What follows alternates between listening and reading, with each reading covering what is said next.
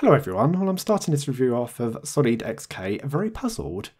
So this is the new version of SolydK which is built on Debian Stretch, released in July 2017. So for some reason it is showing that I only have one CPU core.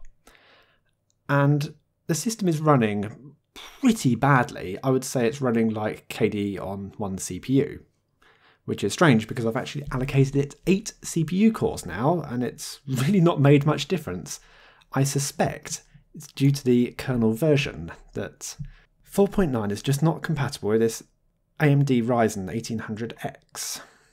But then GNOME and Cinnamon worked okay with Debian on its own, so don't know. Well, look, we can see the memory usage is fairly low actually for a KDE system. It's around 400 to 440 meg at system boot up. So SolydXK comes in two variants. We have the SolidX, which is the XFCE version, and SolydK, one here, which is the KDE version. So they're using the stable versions of Debian nowadays, and it seems to me that development has really slowed down on it. I used to absolutely love SolydK, and I even used it for a while as my main system when I moved away from Ubuntu. It seems to me that this distro has now held back in the past, really, or actually gotten slightly worse. Or has it gotten worse, or have other distros progressed more? That is the question. So I'm looking at the welcome screen here. Now you notice the scroll bar reduces in size unless you hover over it. That's just for the GTK-based applications. For the KDE applications, it just stays at that size all the time. So multimedia codecs, they're not included, but we do have some warnings about not installing Flash or checking that we can install CSS. Yeah, reasonable. Business applications, there's a few listed. Now what surprised me with this welcome screen is it didn't give you any option to select specific applications. If you click install, it installs everything on that page. Because I tried it with the graphics applications and I got all of the above. It is a bit clever how it chooses between PTV or Kdenlive depending on the system, so the XFCE version, SolidX, would get PTV and SolydK would get Kdenlive. It's perfect, and yeah, same sort of thing again for transmission or KTorrent. It installs the application that's better suited for the specific system, whether it's GTK or Qt based. Honestly, I'm sure this welcome screen used to be a lot better than this. This is just...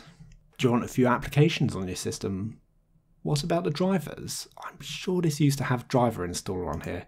That's one of the things I absolutely loved about it, and why I praised it as being great for new users. I want to go across to the website because I have some theories here. So if I go to news, so changes. So we've got some new themes. The option to encrypt partitions. Yeah, that actually looked a nice feature. We'll come on to that in a bit. Backports repository was removed. Then we've got a load of discontinued applications. Almost seems to me that they're struggling. Like here we've got SolidX Raspberry Pi. Had to stop developing it. I've previously mentioned that as users we rely on the creators to maintain an interest and a commitment of time and resources to the project. I know it can be difficult when things get too quiet, and look, am I blaming them? I'm just like pointing this out really, that it seems to me like things have gotten very quiet and that they're struggling. I don't know why we've got so many versions of advanced settings here, but they do open different applications. So system settings, that's going to be the default. I'm trying to look for the SolidXK specific. Where did I find it? SolidXK system settings. So the option is to set up encryption. You can change the localization settings, repositories, hold back specific packages, and clean up the system. It's kind of fairly minimal there, what you can do. Looking at the info center here, so we're running KDE Plasma 5.8.6, so 5.8 is the long-term support series of Plasma. Looking at some of the system settings, so we've got the workspace theme, and you've got this switcher between dark and light. I did try out the dark theme, it kind of looks alright, yeah. I'm kind of happy going with the light theme this time round. So we've got a SolidK specific desktop theme. The cursor theme is the Oxygen themes. The application styling is the Breeze. And for the GNOME or GTK applications, it is also Breeze, which makes me wonder how they've done the effects with the scroll bars. There's an option to launch the SolydXK system settings, the welcome screen and the Plymouth Manager from the settings. And everything else is pretty much the default for a KDE desktop, albeit with different icon themes. Let me take a look at what that's called. Evolver Blue. Not sure I like them too much, but I could easily change all that and could switch it to any other themes. Let's open up a couple of applications.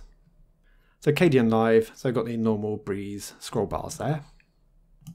Then for Libre Office, so Libre Office Writer. Oh yeah, normal scroll bars as well. Firefox, different size scroll bar again. Why does it differ so much with the GTK applications on the scroll bar sizes? So let's take a look at what we'd get on the system. So it is actually fairly minimal. By default you just have Gwenview under graphics. Internet it's Firefox and Thunderbird. Multimedia it was VLC. Office you had the full suite of LibreOffice and Ocular. Settings, it's everything that was there. System, well, you have Lucky Backup and nothing too special really. You got Discover and Synaptic for the package managers. Well, Discover does the updates as well. Utilities, so you got ClamTK for the antivirus, and you also got GTK Hash, which is quite a useful application. Checking hashes of files or text. And it's got some nice default selected MD5, SHA-1 and SHA-256. So what do I think of SolydK? Oh, difficult. I used to like it more than I do now. But okay, let's focus on what we have now. So we have the long-term support release of the Plasma 5 desktop on the stable Debian base with the older 4.9 kernel, which can be difficult to use if you have newer hardware, as I am finding right now this evening in this distro review. The system is fairly minimal, allowing you to choose pretty much what you want to install on it.